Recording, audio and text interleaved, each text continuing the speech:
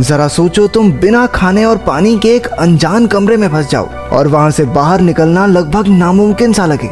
कुछ ऐसा ही होता है हमारी आज की कहानी में। पूरी रात शराब पीने के बाद एक आदमी जब सुबह उठा तो उसके सर में तेज दर्द होने लगा। वो अपनी साइड में देखकर डर गया कि एक मरा हुआ चूहा बिल्कुल उसके बगल में पड़ा था। जल्द ही उसे एहसास हुआ कि वो एक तिजोरी जैसे कमरे में कैद है, जिसमें एक लोहे का दरवाजा और एक अलमारी है। बहुत सारी मक्खियां उसके आसपास भिनभिना रही थी। उनमें से कुछ मरे हुए चूहे से अपना पेट भरने में बिजी थी। इसके बाद उस आदमी ने घड़ी में देखा कि सुबह के 9 बज रहे थे। उसने वो लोहे का दरवाजा खोलने की बहुत कोशिश की, लेकिन कोई फायदा नहीं हुआ। उसने दरवाजा पीट पीट कर चिल्लाना शुरू कर दिया, लेकिन बाहर से कोई जवाब नहीं आया। उसे कोई अंदाजा नहीं था कि वो इस कमरे में कब और कैसे पहुंचा। थोड़ी देर बाद उसे पेशाब का प्रेशर बनने लगा और अब उसे बहुत जोर से वॉशरूम जाना था। पहले तो उसे लगा कि उसके साथ किसी ने मजाक किया है। उसे लग रहा था कि ये काम फ्लेचर नाम के एक आदमी का है जो उसके साथ काम करता था। वो मजाक में कहने लगा कि बाहर आते ही उसे नौकरी से निकाल देगा, लेकिन थोड़ा वक्त बीत जाने के बाद उसे एहसास हुआ कि बाहर किसी के होने का नामो निशान ही नहीं था।